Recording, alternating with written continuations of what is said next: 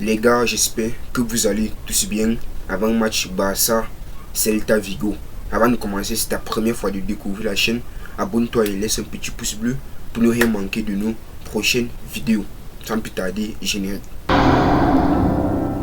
Barça Celta Vigo. Est-ce que le Barça pourra vraiment battre cette équipe de Celta Vigo? Parce que lorsqu'on voit le dernier confrontation, les 5 dernières confrontations, c'est 2 victoires pour le Barça, 2 pour Celta Vigo et un match nul. Donc on pourrait dire qu'en fait, c'est un match nul. Les deux équipes sont presque équilibrées. Mais sauf que le Barça a l'avantage de l'équipe. L'équipe du Barça est plus compétitive que cette équipe de Celta Vigo. Et le Barça a toujours eu du mal avec cette équipe de Celta Vigo, vu que c'est une équipe qui joue très offensif. C'est une équipe qui joue très bien au football, avec Iago Aspas et tout et tout. En fait, c'est une équipe vraiment qu'il faut craindre parce que le Barça doit vraiment battre cette équipe pour espérer que peut-être demain, dimanche, autant pour moi, le Real fasse peut-être un match nul et que le Barça revienne à la charge et qu'il se retrouve à égalité de points. Donc pour moi, j'aimerais que le Barça mette une équipe type, l'équipe qui a joué contre le Royal Antwerp, parce que je ne serais pas contre une autre Manita, un autre 5-0, parce que nous sommes déjà habitués depuis 2 matchs à voir le Barça a donné 5-0, ils ont donné 5-0 contre le Betis, 5-0 à Royal Antwerp. D'ailleurs, il ne faut pas quand même sous-estimer ces équipes belges, parce qu'il y en a d'autres qui vont dire que non, c'était une équipe belge, c'était une équipe faible, sauf que c'est une équipe qui joue très bien au football. S'ils sont arrivés en Champions League, c'est pas pour rien. C'est pas pour rien qu'ils sont arrivés en Champions League. Donc, pour moi, j'aimerais que le Barça mette une équipe type. Pourquoi pas mettre Joao Félix dès le début et avec un Rafinha. Et une deuxième mi-temps, Rafinha peut sortir et Ferran Torres entre. Parce que depuis un certain temps, Ferran Torres est à un autre niveau. On se rappelle, je vous rappelle que non, il est buteur contre Betis. Et il a très bien joué. Donc pour moi, le Barça, c'est une équipe qui est en train de revenir très bien à la charge. C'est une équipe qui est en train de confirmer petit à petit. Et je crois qu'après ce 5-0 contre Royal, le Barça est maintenant favori pour la Champions League. Parce que je vous rappelle que la cote du Barça était très très élevée. Et ça ne pouvait que dire une chose. C'est que en fait, le Barça n'est pas favori pour remporter ce trophée.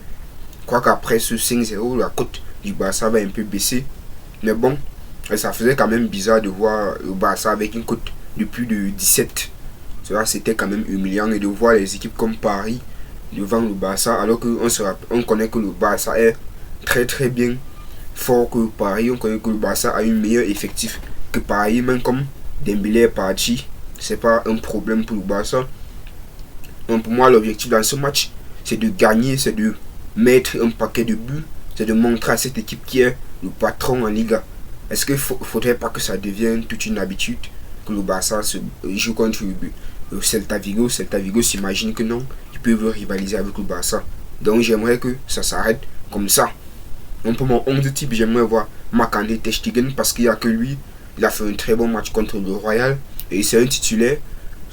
En fait, il n'y a pas vraiment quelqu'un capable de remplacer ter Stegen au Barça. Et latéral, j'aimerais voir Joao Cancelo et Balde, parce que Joao Cancelo, vraiment, il m'a vraiment épaté contre Royal. C'est vrai que Cancelo, il avait déjà un bon niveau avec City, mais je ne sais pas pourquoi Guardiola ne lui donnait pas assez de temps de jeu. Et pourtant, c'est un très bon joueur de foot. Donc ce soir, il va devoir prouver. Il va devoir nous prouver qu'en fait, il va devoir nous prouver son match contre Celta Vigo, qu'en fait, ce n'était pas juste une chance. Comme il doit continuer à grimper quoi. En défense centrale, j'aimerais voir Koundé et Christensen.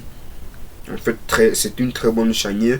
On est déjà habitué. Koundé est déjà depuis un certain temps à un tout autre niveau, et ça me ferait vraiment de la peine qu'il ne joue pas ce match avec Christensen.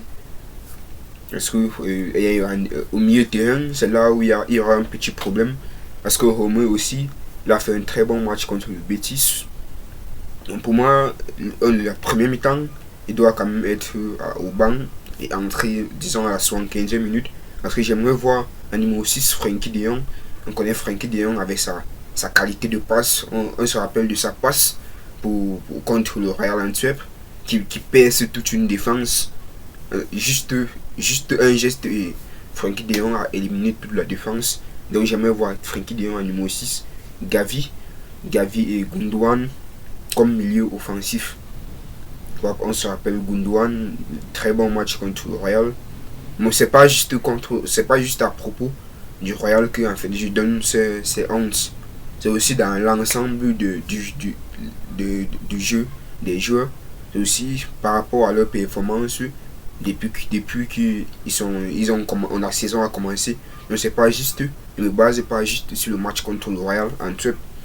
Et comme avant-centre, il n'y a que Lewandowski. À moins qu'il ne soit blessé, que sa place change, il y a vraiment que lui pour qualifier pour jouer ce poste. Et j'aimerais voir comme ailier, j'aimerais voir Joao Félix.